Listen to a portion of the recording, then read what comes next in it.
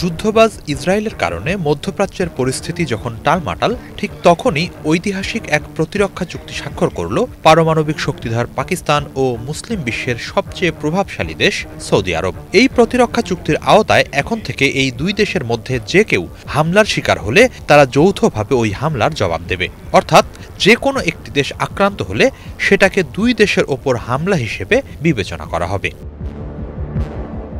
আন্তর্জাতিক রাজনীতিতে এই মুহূর্তে সবচেয়ে আলোচিত ঘটনাগুলোর একটি এই চুক্তি। পাকিস্তানি রাষ্ট্রীয় টেলিভিশনে দেখা যায়, রিয়াদে চুক্তি স্বাক্ষরের পর উচ্ছ্বসিত হয়ে পরস্পরকে আলিঙ্গন করছেন পাকিস্তানের প্রধানমন্ত্রী শাহবাজ শরীফ ও সৌদি যুবরাজ মোহাম্মদ বিন সালমান। পাকিস্তানের সবচেয়ে ক্ষমতাধর সেনাবাহিনী প্রধান ফিল্ড মার্শাল অসীম মুনিরও এ সময় উপস্থিত ছিলেন। এই চুক্তির বিস্তারিত এখনো প্রকাশ করা হয়নি, তবে চুক্তি স্বাক্ষরের পর পাকিস্তানের প্রতিরক্ষা মন্ত্রী খাজা মোহাম্মদ আসিফ বলেছেন, প্রয়োজনে পাকিস্তানের পারমাণবিক কর্মসূচি সৌদি আরবের জন্য উন্মুক্ত থাকবে।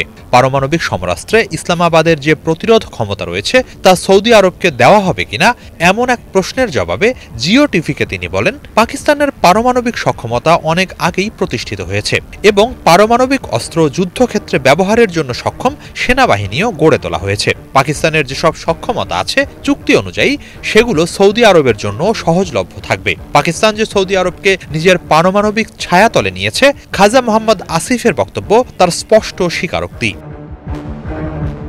ডয়েচে ভেলেতে প্রকাশিত এক প্রতিবেদনে বলা হয়েছে, পাকিস্তান মুসলিম বিশ্বের সবচেয়ে বড় সেনাবাহিনী নিয়ে গর্ব করে এবং এটি একমাত্র মুসলিম সংখ্যাগরিষ্ঠ দেশ যাদের পারমাণবিক অস্ত্র আছে। অন্যদিকে মুসলিম বিশ্বের সবচেয়ে প্রভাবশালী দেশ সৌদি আরব। এ দুই দেশের সম্পর্ক গড়ে উঠেছে সাধারণ ধর্মীয় বিশ্বাস, কৌশলগত স্বার্থ এবং অর্থনৈতিক নির্ভরতার ভিত্তিতে।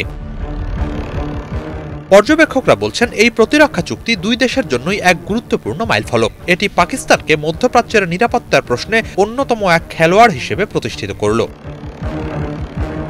কেউ কেউ বলছেন, কৌশলগত গুরুত্বের পাশাপাশি এই চুক্তির প্রতীকী গুরুত্ব আরও বেশি। মধ্যপ্রাচ্যের বর্তমান বাস্তবতায় সৌদি আরবের জন্য একটি পারমাণবিক শক্তিধর দেশের সঙ্গে জোটবদ্ধ হওয়া বিশেষ তাৎপর্যবাহী। অন্যদিকে পাকিস্তানের জন্য এটি আবার নতুন করে আঞ্চলিক ও আন্তর্জাতিক গুরুত্ব ফিরে পাওয়ার একটা সুযোগ। এছাড়া সামরিক খাতসহ বিভিন্ন খাতে সৌদি আরবের কাছ থেকে বিপুল আর্থিক সহায়তা পাওয়ার সুযোগ আছে বর্তমানে অর্থনৈতিকভাবে চাপে থাকা পাকিস্তানের।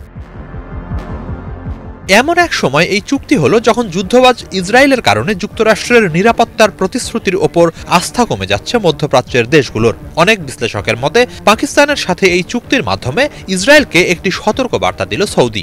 একই সাথে যুক্তরাষ্ট্রকেও এই বার্তা দেয়া হলো যে রিয়াদ এখন ওয়াশিংটনের নিরাপত্তা প্রতিশ্রুতি নিয়ে সন্দিহান। ফলে মার্কিনীদের ওপর নির্ভরশীলতা কমিয়ে নিরাপত্তা বিকল্প বাড়াতে চাইছে তারা। আবার কেউ কেউ বলছেন, ইসরায়েল সৌদি আরবের জন্য অস্তিত্ব সংকট সৃষ্টি করছে না, বরং এই চুক্তি ইরানের বিরুদ্ধে রিয়াদের কৌশলগত প্রস্তুতি। যদি ইরান পারমাণবিক অস্ত্র অর্জন করে তাহলে এই চুক্তি সৌদি আরবের জন্য পারমাণবিক অস্ত্র অর্জনের সহজ উপায় করে দিতে পারে। হিজল জুবায়ের, বাংলা ভিশন।